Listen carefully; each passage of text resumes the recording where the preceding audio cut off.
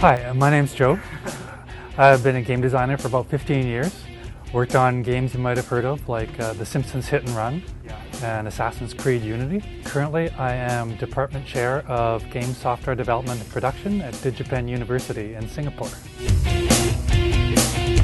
I've loved games ever since I was a kid. I mean, I've always been a gamer. My first game console was Pong. I'm from Canada, so my dream as a child was to be an NHL hockey player, like all Canadian children. If I'd known there was such a thing as a game developer when I was a child, that probably would have been my dream. I think it has a big effect on game design, and it's very difficult to focus on fun and player experience with that kind of monetization strategy. Having said that, these are very early days in really, if you consider how young particularly the mobile game industry is. And so we're seeing a lot of innovation in this space.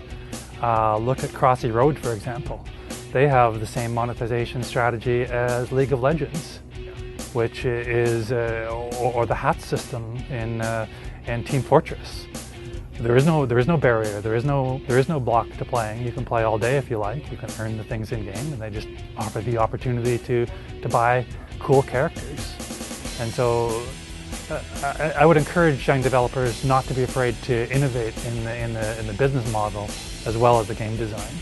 A statement from a game developer and educator in the States, her name is Tracy Fullerton, and she said this thing that I like very much, which is that games can only be understood during play.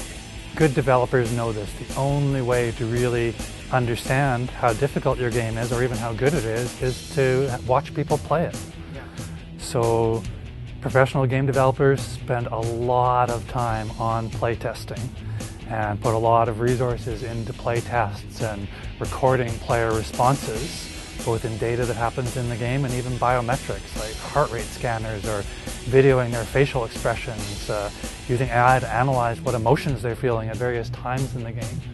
So that's the only way you can really know if you've got the right difficulty. Put it in front of players, test it. The only advice I'm going to give is to do what you love.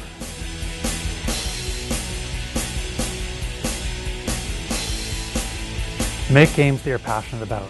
Don't try and follow the money. Don't try and make a game because you think it will make more money this way or more money that way. That's not going to get you where you want to be. But if you want to make games, do what you love. Just make it a great experience, and everything else will follow.